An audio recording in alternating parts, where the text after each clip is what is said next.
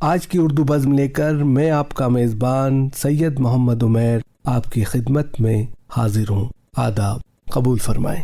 سامعین، آج کی دنیا بظاہر ترقی، ٹیکنالوجی اور تیز رفتار مواصلات کی دنیا ہے، مگر اسی کے ساتھ ساتھ یہ حقیقت بھی ہمارے سامنے ظاہر ہے کہ عالمی سطح پر بے چینی، کشیدگی، جنگی حالات اور انسانی حقوق کی پامالی جیسے مسائل دن بدن بڑھتے جا رہے ہیں۔ ایسے نازک اور حساس دور میں بین الاقوامی امن محض ایک نعرہ نہیں بلکہ انسانیت کی بقا کے لیے وقت کی اہم ترین ضرورت ہے۔ سامعین، بین الاقوامی امن کا مطلب قوموں کے درمیان باہمی احترام، رواداری، انصاف، مکالمہ اور ایک دوسرے کے ساتھ تعاون کو فروغ دینا ہے۔ اسی وجہ سے آج ضرورت اس بات کی ہے کہ عالمی طاقتیں ذاتی مفادات سے بالا تر ہو کر انسانیت کے مشترکہ مستقبل کے لیے امن کو ترجیح دیں۔ لہذا آج ہم اس اہم پروگرام کے ذریعے یہ جاننے کی کوشش کریں گے کہ عالمی امن کے قیام میں سب سے بڑی رکاوٹیں کیا ہیں اور ایک پرامن دنیا کی تشکیل کے لیے اقوام، اداروں اور افراد کی کیا کیا ذمہ داریاں بنتی ہیں۔ انہی سب باتوں کے پیش نظر آج ہم نے اہتمام کیا ہے ایک بات چیت کا موضوع ہے بین الاقوامی امن، وقت کی ضرورت۔ اس عنوان پر گفتگو کرنے کے لیے آج کی اردو بزم میں ہمارے ساتھ تشریف فرما ہیں محترمہ ڈاکٹر ارجمند زیدی صاحبہ اور ناچیز سید محمد عمیر۔ ہم سب سے پہلے اپنے مہمان خصوصی کا آج کے اردو پروگرام میں خیر مقدم کرتے ہیں۔ شکریہ۔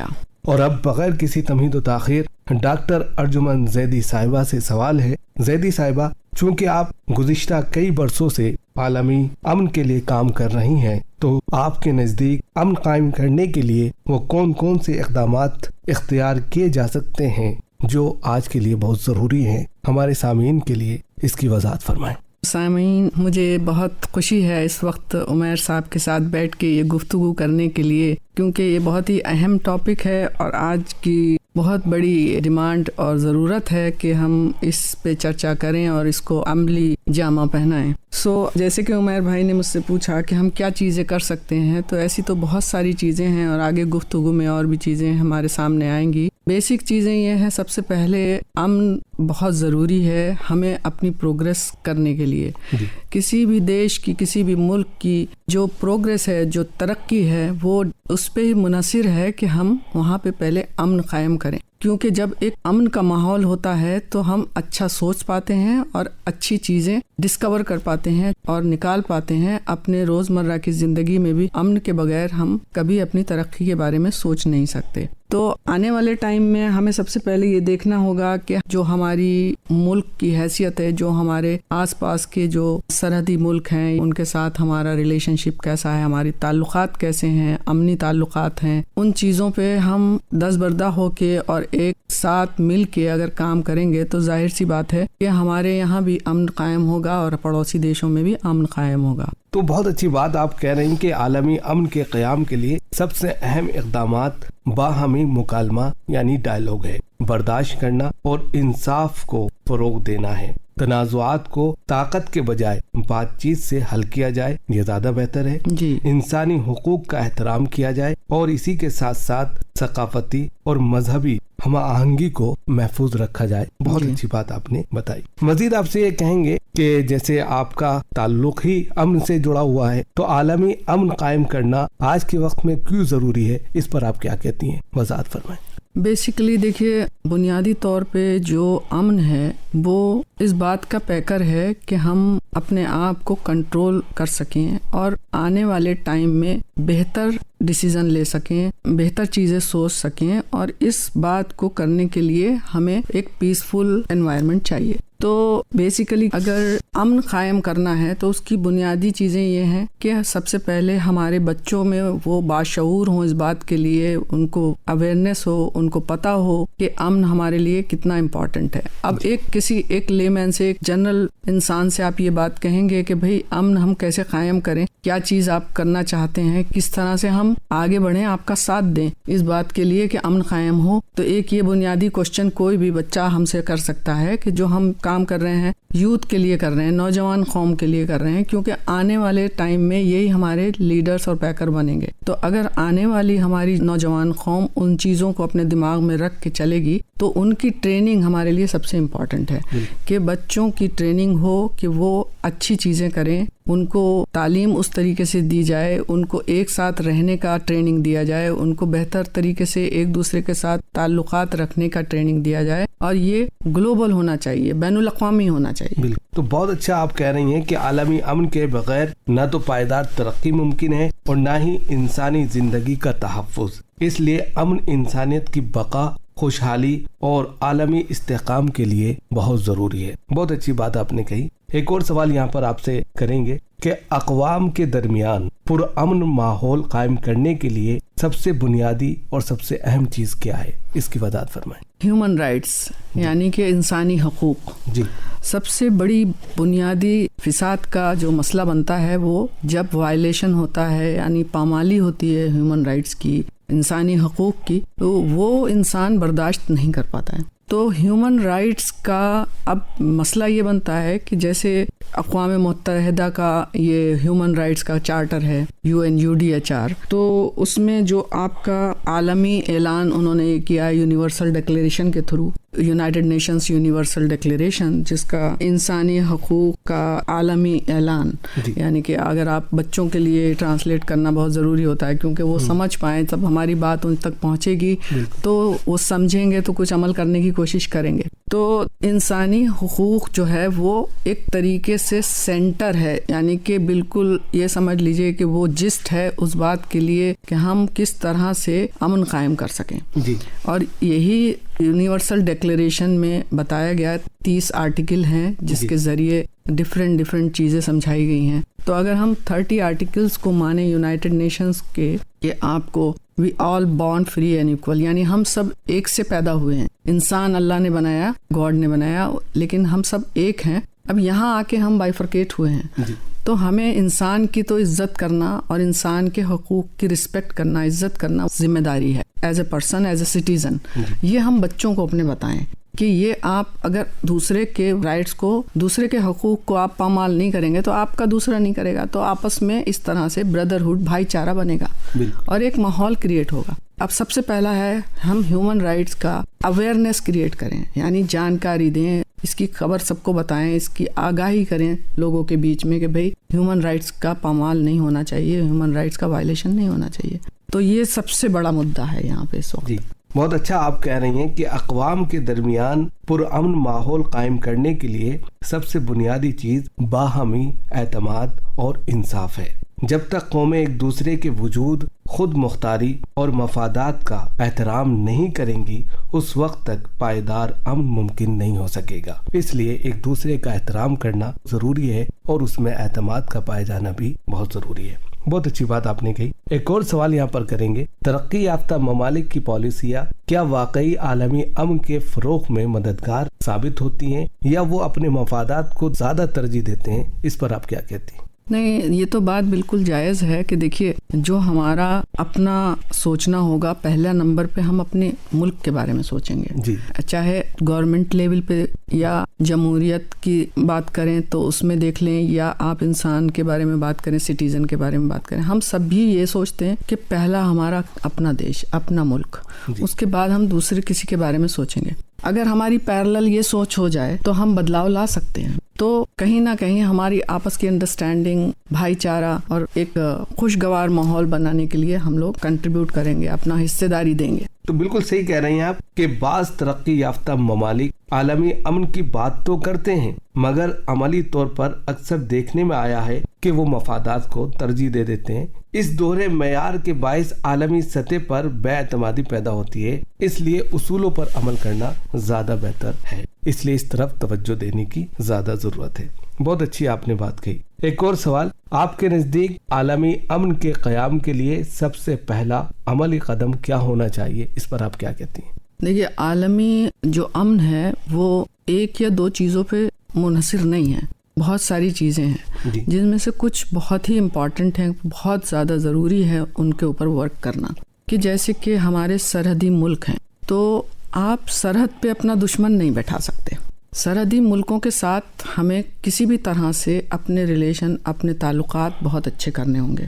اس کے لیے بہت سارے ہمارے گورنمنٹ لیول پہ سرکار کی طرف سے یا NGOs بہت سے انڈیا کے اندر کام کر رہے ہیں. بھارت میں بہت بڑے بڑے کام ہو رہے ہیں NGOs کے تھرو. کچھ NGOs بہت اچھے ہیں, کچھ بہت ڈفرینٹ ٹائپ کے ہیں. تو ہمارا کہنا یہ ہے کہ ہم ان کے یونیورسٹیز میں, جیسے ہمارا اپنا مشن ہے, ہم پیس کو پروموٹ کرنے کے لیے بہت ساری یونیورسٹیز میں جاتے ہیں, انسٹیٹیوشنز میں, یعنی کہ تعلیمی اداروں میں جا کے یوتھ کے ساتھ, جو نوجوان ہیں یا بچے ہیں جو اسکولوں کے, ان کے ساتھ بات چیت کرتے ہیں, انہیں بتاتے ہیں کہ ہمیں یہ کریٹ کرنا چاہیے. تو اسی طرح سے ہمارا بین الاقوامی ریلیشن شپ بھی ڈیولپ ہونا چاہیے کہ ہمارے یہاں کے بچے وہاں جائیں, وہاں کی یونیورسٹیز سے بچے یہاں آئیں اور inter exchange, cultural exchange program ہو. ابھی ہم ایک جو کلچرل ایکسچینج پروگرام میں ایز اے ڈیلیگیٹ ہم ایران گئے تھے, وہاں پہ تہران یونیورسٹی میں بچوں سے بات چیت کیا. تو بچے کہیں کے بھی, یوتھ کہیں کا بھی, وہ اس طرح کا نہیں سوچ رکھتا کہ ان کو اپنے اس کنٹری سے ہی کچھ کرنا ہے اور باہر کے لوگوں سے ان کا ریلیشن اچھا نہیں ہونا چاہیے, ان کے تعلقات اچھے نہیں ہونے چاہیے. ان کو ملنے کے بعد ایسا لگتا ہی نہیں ہے کہ وہ انڈیا کے بچے نہیں ہیں یا کسی اور کنٹری کے بچے ہیں, وہ لگتا ہے کہ یہ سب ہم ایک ہیں.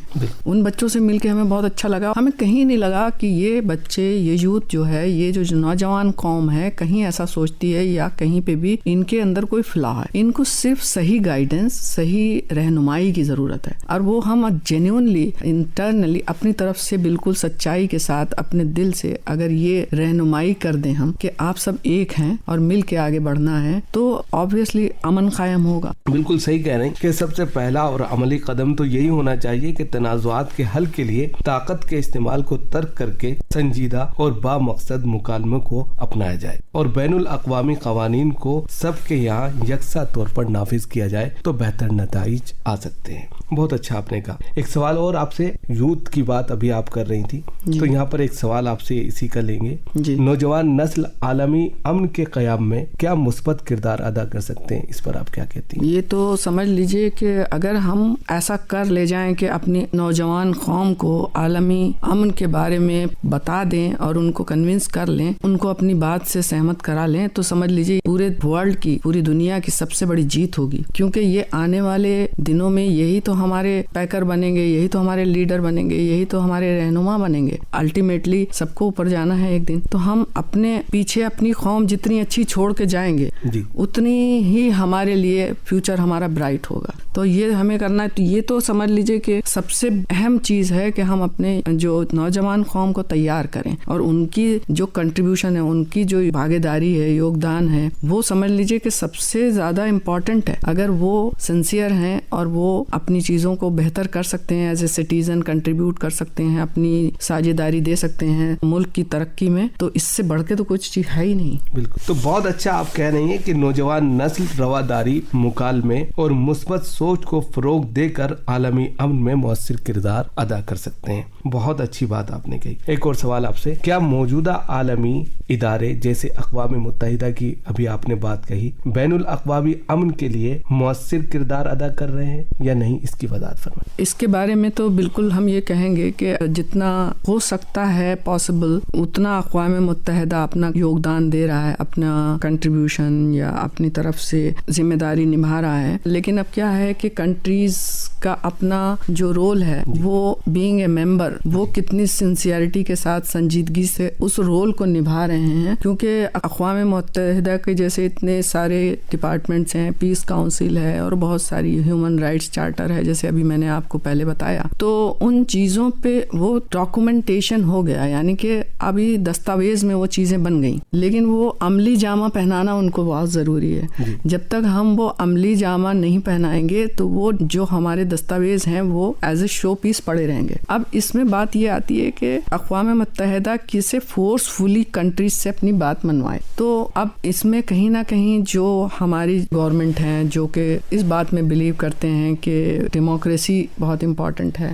تو ان کنٹریز کو آگے بڑھ کے دوسری کنٹریز کے ساتھ، دوسرے ممالک کے ساتھ مل کے ان کو بھی موٹیویٹ کرنا چاہیے، اور جو بڑی کنٹریز ہیں انہیں اس بات کے لیے پوری طرح سے عملی جامہ اپنے مشینری میں پہنانا چاہیے، تاکہ اور ملک سارے ممالک ہیں وہ ان سے انسپائر ہوں، موٹیویٹ ہوں اور مل کے ایک اچھا کام ہو۔ تو ڈاکومنٹیشن کر لینا، دستاویز تیار کر لینا سفیشینٹ نہیں ہے، ضروری نہیں ہے کہ اس سے ہم کچھ آگے بڑھ پائیں گے۔ جب تک کہ عملی جامہ نہیں پہنائیں گے تب تک کہ ہم یہ تصور نہیں کر سکتے کہ بہت بڑھیا بدلاؤ کچھ آ پائے گا۔ جی، تو بہت صحیح کہا آپ نے کہ اقوام متحدہ اور دیگر عالمی اداروں نے کئی موقعوں پر امن کے قیام میں اہم کردار ادا کیا ہے، اس لیے ان اداروں کو مزید خود مختار، غیر جانبدار اور مضبوط بنانے کی بہت زیادہ ضرورت ہے۔ بہت اچھی بات کہی آپ نے۔ ایک اور سوال آپ کے لیے، میڈیا کا آج کے وقت میں بڑا اہم کردار ہے، سبھی لوگ جانتے ہیں، تو میڈیا عالمی امن کے فروغ میں کیا کردار ادا کر رہا ہے یا کر سکتا ہے، اس پر آپ کیا کہتے ہیں؟ جو میڈیا ہے وہ اپنا جس طرح سے وہ اویئرنیس